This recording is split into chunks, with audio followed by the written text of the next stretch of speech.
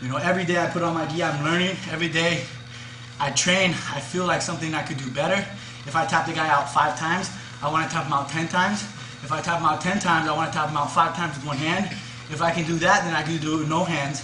If I can tap him out with no hands, I want to tap him out 10 times with no hands.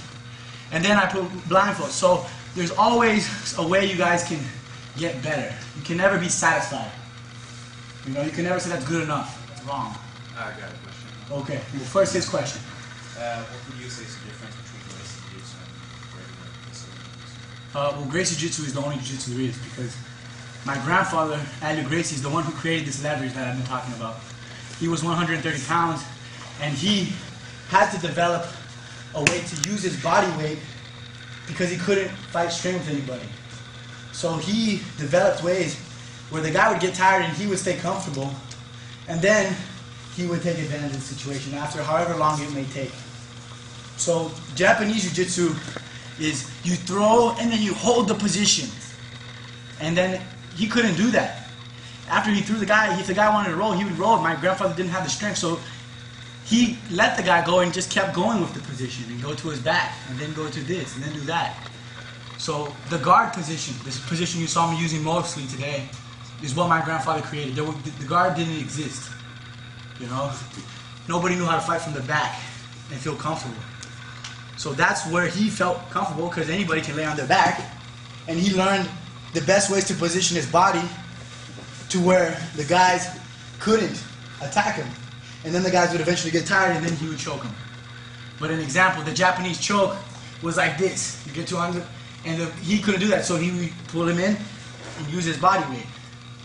So, of course he has to use a little bit of strength. But to show you the extreme, my grandfather could never do one pull-up. Ever. Every one of his fights, when he fought 220-pound guys, he never, his whole career, could do one pull-up. He would go, whoa, his whole life. So his matches lasted a lot longer because he couldn't put the pace on it. But he wasn't never beaten. You know, his idea was if he didn't lose, he won. So that's what my grandfather created. And then my dad, he put on all the connection, all the weight distribution that I was talking about today. That's what my dad invented. You know? So that's the next level. Everybody who learned from my grandfather learned the leverage. And then they put their strength in, and that's what the jiu-jitsu you see today is. But every jiu-jitsu that you see today is somehow learned from my grandfather. Whether it's the purest form, I don't know. Whether it's learned by my dad, who is a completely different martial artist, I think is a completely different type of jiu-jitsu. All the connection, all the leverage, I mean not the leverage, all the weight distribution that I was talking about, that's all my dad. He's the one who took that to the next level. And you know, hopefully, if I'm good enough, I can maybe add some stuff to it, you know. But that's, every jiu-jitsu is Gracie Jiu-Jitsu. Brazilian Jiu-Jitsu is just what they call it here in America, or in Canada. Anche di figure always on my back actually, because I'm using too much my strength still. And it's normal. It's normal to want to win, and it's normal to do everything you can to not lose when there's somebody trying to choke you. Yeah. You know? Yeah. But the more and more you put your ego at the door, and you are open to see what options you can have, because if you see, you get tired very quickly. And what happens when you're training on the street and something happens and you get tired? Then all the jiu-jitsu you learned here was thrown in the trash. So jiu-jitsu is not about time. It's about, you know, feeling comfortable all the time. And the more and more you try to understand the easiest ways, it's too hard to do this, I'm gonna do this. The more and more you, because you're the only one that can get better, you put that effort in to figure out how you can make it easier, how you can use that strength, you know. Try training for 1 hour straight. I doubt it you can train at that pace, you know, but you probably train 3 minutes, 4 minutes, get tired, breathe a little bit, I'm gonna drink some water, okay, now I'm feeling good, now I'm gonna train again, you know, which doesn't make sense. You should be ready to train with one person for an hour, and then you see what really counts, because it only counts when you're tired. When you're strength, that becomes ability, that becomes testosterone, that becomes strength, that becomes your quickness. All the personal abilities you may have last in the first 5 minutes. After that, it becomes technique. So when do you use those strengths? Well, I've definitely trained using my strength. I've definitely trained using technique.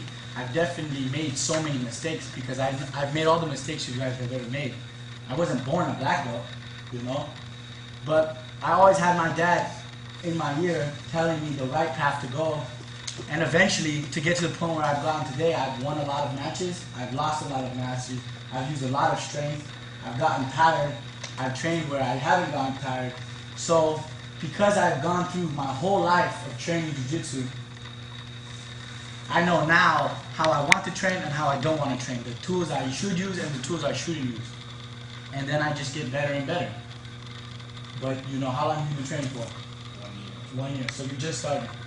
You know, you may think, oh, 1 year is a long time, but if you think about how much you don't know, you're just starting. I train with guys who train for 15 years, and then they feel like, I feel like I'm a white belt with you.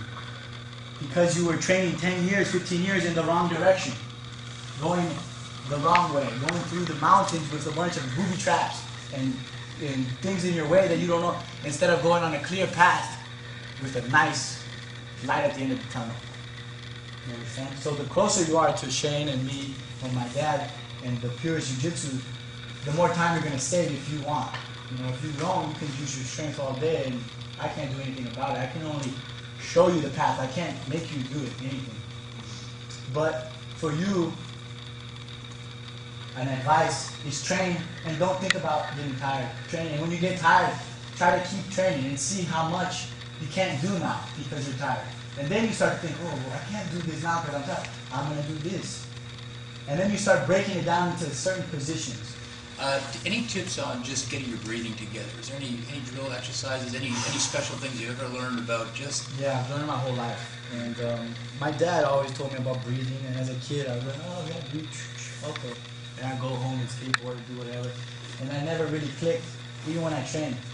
But the older you get, the more pressure is on your back, the more tired you get, the more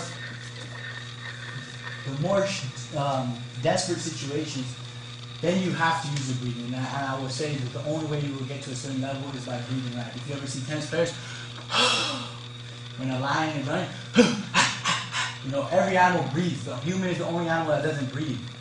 And a tip, you have to breathe through your diaphragm, which is here. If you see, the lungs are like bottles. They're at the top and they go to the bottom.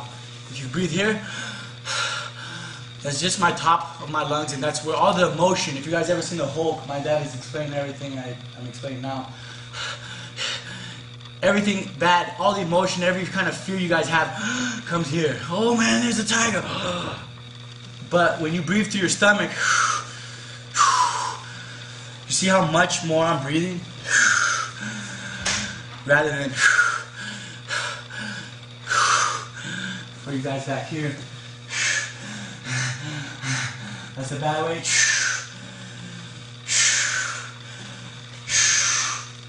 So you want to always breathe out. Always through here. If you feel after a while you're going to get kind of lightheaded because it's so much oxygen going into your brain. And then once you get to a certain level, you can do, if everyone wants to go to this side here, I'll show you guys something.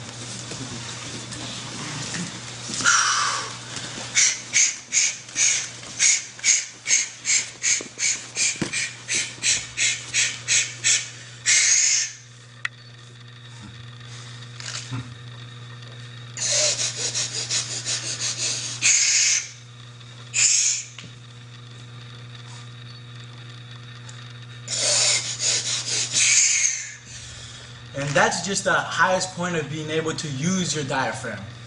You know, you always want to breathe through here. But a training my dad does that I followed is, you know, when you get into freezing cold water, you guys probably know if there's freezing cold water nearby, so. The only way you can last, the cold and the burning is the worst thing that your brain can go through. It's the same nerve cells that contact your pain. So it's the worst. When you get in ice cold water, you want to get out, no matter what. Your body is telling you to get out. And the only way you can control that is by breathing through your diaphragm. So, you know, before training sometimes, if I can't get in cold water, I've done this before where you can only get to this point after years of training breathing, and after putting your mind through a lot of situations. And then a test you can do, if you guys want to test yourself to see if you're ready. You get in ice cold water and you sit there and you get to a point where, not where you can stay in, okay, I did it for a second, no. But to get fully relaxed. Get in ice cold water and you feel like you're in a jacuzzi. At first you're and the water's up to here. And then your body becomes numb and and then you laugh. And you're like, and you get out and you feel like nothing you've ever felt before, because your mind just went through hell and you told yourself, no, you can live through hell right here. And the breathing is the only way you're going to be able to do that, you know. It will take you to the next level, and that, for me, but also when you're arguing with your girlfriend, when you're getting yelled at on the street, when something critical happens, when you need to be in the moment, you become clear and you become present. And that is something that, you know, just the breathing alone, I would recommend you guys breathe a lot, breathe with your emotions, go.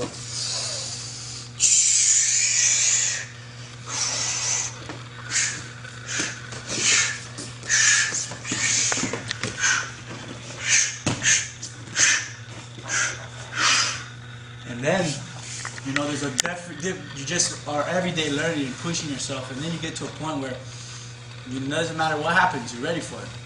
You know, if you figure out you're gonna have to die tomorrow, you're gonna die tomorrow. You're gonna have to accept it. You know, so I think that's something that is extraordinary to your life. What goes on in your head right before you step on the mat? Nothing. Nothing. Yeah. I just put everything in God's hands, and I see whoever's better. Well, definitely I've lost, and every time I lost, I was thinking I was going to beat the guy. But every time I've went into a fight and I said, okay, well, I did all the training, there's nothing more I can do, and let's just see what happens. And I'm going to be present, and if he makes a mistake, I'm going to catch him, and if he beats me, he beats me. That's the way you should go into every fight. It's every time I fought with a different kind of perspective, I've lost. Or it was a very tough fight. And every time I train like that, it's the same thing, because I was ready to train with a lot of people today, and I could have gotten beat. I could have got tapped. If I would make the wrong mistake, I could. So I'm willing to put myself on the line and test myself to see what happens, because that's what drives me. A lot of the positions that have evolved today, where 50-50 guard, you know, the guys do that, you know, and guys do these certain positions where you're confused. But if you dissect the position, it's very easy to stop, and then they have nothing. Then you can beat them. When you are confused, you say, "Oh my God, what's this going on? Oh man, I'm gonna do something. I better do something." And then you get swept, and then the guy stalls, and then you lose the points. So rubber guard and all these new guard, X guard, and all this stuff is good for competition. But I don't train for competition. I train for life.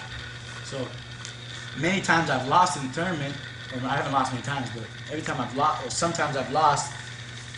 You know, one example is Lucas Leite. He's got a very good guard. He gets to the side here and he does this. And he sits there and he'll wait, and he swept me. But if it was a situation where jiu-jitsu is on the street, or in what jiu-jitsu is about, defending yourself, he would never be there, because I would be punching him in the face. So it's not a correct position. It's not correct. It's not right.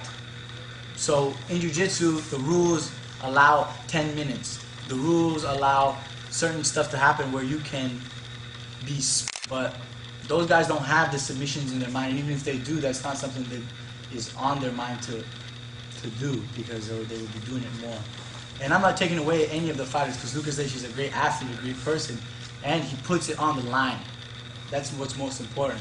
Whether he does it his way or my way, I can't say that that's wrong. I just don't do it because I don't like it and I don't believe in it. So I don't say that there's a bad jiu-jitsu, but I believe so much in my jiu-jitsu that I'm willing to put it and see. And if you beat me, then you beat me. But I want to see you beat me for the rest of my life, because I'm going to keep training and figuring out a way to beat you. And I think my jiu-jitsu is more complex and based more on leverage and technique than everybody else's. You know? That confuses the No, I matter. think there's no way you can learn jiu-jitsu through your brain. You have to touch and feel. How did we spend an hour going over this position? In the first 5 minutes, you knew what I was gonna say. You knew it. It's this and this. But you have to feel, I feel strong here. Nobody can pull me here. And when they push me, nobody can push me here because I feel strong.